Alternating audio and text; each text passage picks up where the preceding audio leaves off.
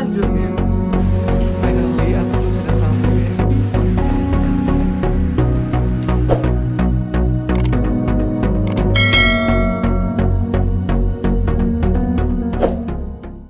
Assalamualaikum warahmatullahi wabarakatuh. Shalom, Om Swastiastu, Namo Buddhaya, salam kebajikan. Senang sekali hari ini saya Felix Rimba, Master Candidate of Geography Education 2022 and award LPDP tingkat 184 Mawijaya hadir kembali untuk menemani para LPD Friends dan pejuang LPDP. Nah teman-teman, pada kesempatan kali ini Felix akan melanjut beberapa list dari pertanyaan dari seleksi wawancara LPDP. Nah kemarin kan saya sudah list ya 10. Nah pada kesempatan kali ini Felix juga bakal list 10 lagi. Oke teman-teman, udah gak sabar ya. Oke, simak pertanyaan berikut ini. Oke, yang pertama, bagaimana cara mengolah kelemahan kalian? Yang kedua adalah, apa yang Anda lakukan sebagai bukti dari kelebihan yang telah saudara sebutkan di awal? Yang ketiga adalah, apa motivasi kamu untuk ikut seleksi dari LPDP? Yang keempat, apakah jurusan yang diambil merupakan jurusan yang paling penting untuk memecahkan masalah di Indonesia? Yang kelima adalah, apakah jurusan tersebut mampu membantu kamu untuk berkontribusi di Indonesia? Oke, yang pertanyaan berikutnya, saya lihat TOEFL kamu tinggi, kenapa kamu nggak ngambil di luar negeri saja? Oke, pertanyaan ketujuh adalah, apakah kontribusi kamu untuk Indonesia yang sudah pernah kamu lakukan sebelumnya? Pertanyaan berikutnya, apakah organisasi yang menarik bagi kamu sehingga kamu memiliki jiwa kepemimpinan yang bagus? Kemudian adalah jelaskan kegiatan sosial yang pernah kamu lakukan. Dan pertanyaan terakhir, yang ke-20 adalah apakah kontribusi untuk Indonesia di masa mendatang? Nah, jadi teman-teman, inilah 10 list ya dari part kedua ini terkait dengan beasiswa LPDP. Jadi memang kalau di sini adalah bagaimana kalian itu lebih mendalami dari apa yang sudah kalian jelaskan di awal. Kalian sudah jelaskan bagaimana kelebihan dan kekurangan kalian. Nah, di sini kalian juga harus memahami bagaimana kalian tuh harus memberikan contoh. Kelebihan saya itu adalah perfeksionis, Bu. Perfeksionis itu dalam hal apa gitu kan? Misalnya nih Bu, saya dalam mengerjakan tugas gitu kan, saya tuh harus menjadi penulis pertama karena saya yang membuat materinya, saya yang begini gitu. Tapi memang hati-hati teman-teman. Kalian takutnya nanti dijebak gitu kan dengan jawaban kalian sendiri. Kenapa? Misalnya nih, kalian bilang saya tuh perfeksionis, Bu, karena saya yang mengerjakan tugas-tugas ini semua. Teman-teman saya tinggal hanya nebeng nama gitu kan. Nah, otomatis pasti interviewer bilang, lah berarti kamu tuh nggak bisa kerja kelompok dong, berarti kamu tuh orangnya individual gitu. Nah, berarti kamu tidak bisa berbaur kepada masyarakat nantinya. Nah, itu gimana kalian jawabnya? Makanya usahakan jawaban yang nanti kalian berikan itu, usahakan harus masuk akal ya teman-teman. Dan juga betul-betul harus kalian pikirkan beberapa kemungkinan nanti bakal ditanyakan oleh interviewer terkait yang jawaban yang kalian berikan nantinya.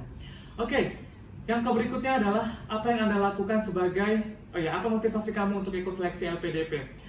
Nah, sama seperti di awal, kenapa sih kamu pilih LPDP gitu kan? Nah, di sini pertanyaannya lebih diparafrase gitu kan. Apa motivasi kamu? Nah, kalau kita berbicara mengenai motivasi, mungkin kamu punya motivasi terbesar dalam hidupmu. Gitu kan, misalnya kayak saya tuh harus begini karena saya tuh punya mimpi, Bu, begini gitu. Jadi memang kamu tuh harus jelaskan apa motivasi kamu gitu. Jangan motivasi orang lain. Gitu. Jadi kamu di sini dituntut untuk menjadi Mario Teguh KW ya. Kamu harus pandai untuk menyebutkan motivasi kamu seperti itu. Nah, berikutnya adalah apakah jurusan yang kamu ambil itu mampu untuk memecahkan masalah, untuk mampu membantu kamu untuk berkontribusi bagi Indonesia di masa mendatang? Kamu tuh harus bisa menjawabnya kawan-kawan. Kenapa? Karena disinilah pentingnya, disinilah seperti nadinya gitu kan. Ngapain kok kami kuliahkan? Kalau tohnya kamu tuh tidak bisa bermanfaat bagi Indonesia, seperti itu. Jadi memang di sini kamu tuh harus betul-betul menunjukkan dan juga menjelaskan kepada interviewer bahwasanya jurusan saya itu penting banget untuk di masa depan gitu, untuk membantu Indonesia berkontribusi gitu kan, untuk membantu Indonesia memecahkan masalah yang ada di Indonesia gitu. Jadi memang kalian tuh harus betul-betul jelaskan dan harus analisis terlebih dahulu, kenapa sih kalian mau S2, kenapa sih kalian itu harus ngambil universitas itu, dan kenapa harus jurusan itu lagi gitu misalnya. Misalnya S1-nya pendidikan geo, S2-nya pendidikan geo, kenapa sih mau linear, kenapa nggak lain aja gitu. Kalian harus pikirkan beberapa kemungkinan itu teman-teman. Nah, kemudian adalah saya lihat TOEFL kamu tinggi, kenapa kamu nggak ngambil luar negeri aja gitu. Nah, jadi teman-teman, banyak sekali orang-orang yang memiliki TOEFL tinggi tapi mengambil dalam negeri. Kenapa? Karena memang ya dianya satu karena tuntutan dari orang tua gitu kan. Tapi memang kita nggak boleh jelaskan itu. Kamu bisa jelaskan aja gitu kan, dari di luar negeri memang untuk jurusan pendidikan geografi belum ada yang signifikan gitu kan untuk jurusan kependidikannya gitu, karena memang mereka itu membahas geografi murni gitu.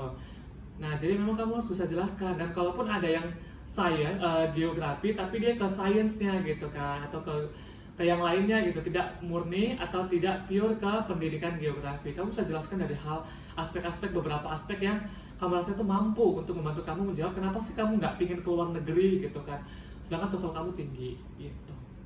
Nah, usahakan misalnya gini, TOEFL kamu tuh 590 misalnya ya, dan ternyata interviewer itu minta kamu untuk jawabnya pakai bahasa Inggris. Nah, gimana tuh? Jadi gini teman-teman, kalian itu harus bisa mempertanggungjawabkan hasil TOEFL kalian gitu. Kenapa? Karena nanti ketika si interviewer itu menguji kalian gitu kan, karena kan interviewer tuh bakal mempelajari aplikasi kalian gitu loh, mempelajari form registrasi kalian gitu kan. Dia bakal lihat, dia bakal amati, oh anak ini tuh kelebihannya di sini, di sini, di sini. Oke, nanti aku bakal tanya dia dengan bahasa Inggris.